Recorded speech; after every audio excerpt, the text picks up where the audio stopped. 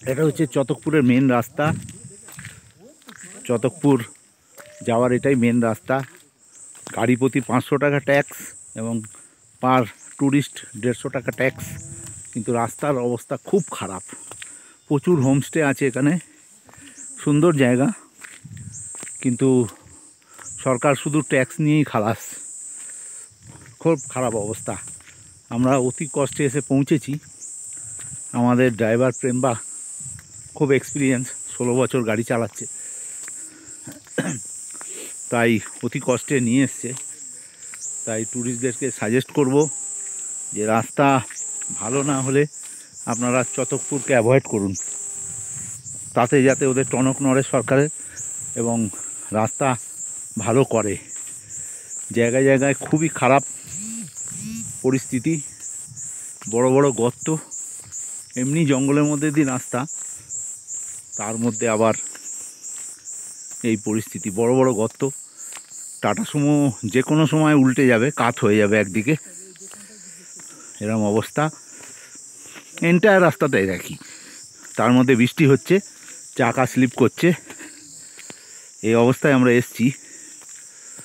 আমি যাদের সঙ্গে আছি ক্যামেরা ঘুরিয়ে দেখাচ্ছি, আসছে হেঁটে হেঁটে।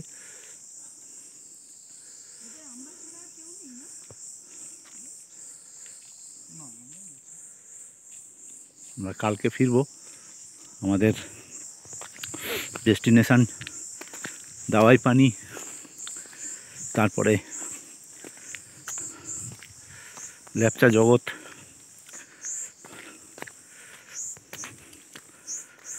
তারপরে চতকপুর ছিল। আজকে রাত্রে আমাদের শেষ দিন। কালকে আমরা শিলিগুড়ির উদ্দেশ্যে বিকেলে ট্রেন ধরবো।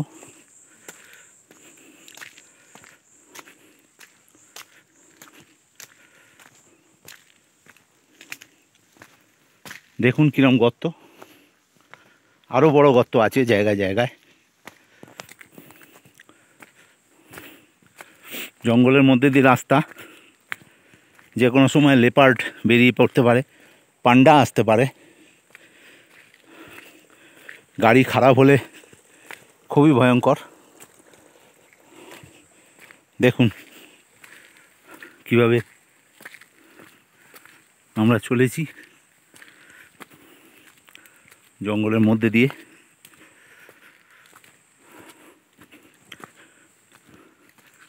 আমরা আছি তাসি হোমস্টেতে।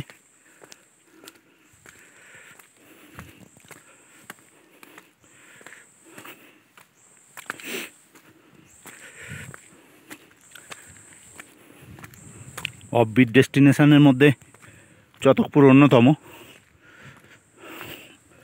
দেখুন রাস্তার অবস্থা, গাড়ি একটা ঢুকছে, বলতে বলতে গাড়ি একটা আসছে। টুরিস্ট আসে প্রচুর, রিস্ক নিয়েই আসে।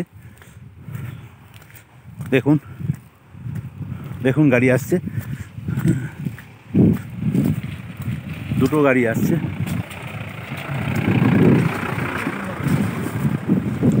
আর একটা বোলেরো আসছে, মানেভঞ্জন থেকে আসছে।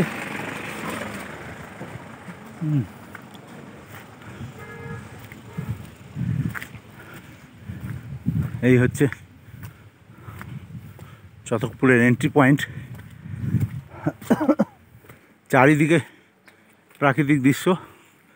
এই দিকে যে রাস্তাটা উঠে গেছে ওপরের দিকে, এখানেও অনেক হোমস্টে আছে। সানরাইজ হোমস্টের বোর্ড দেখা যাচ্ছে, কিন্তু রাস্তা, উপরের রাস্তা আরও খারাপ।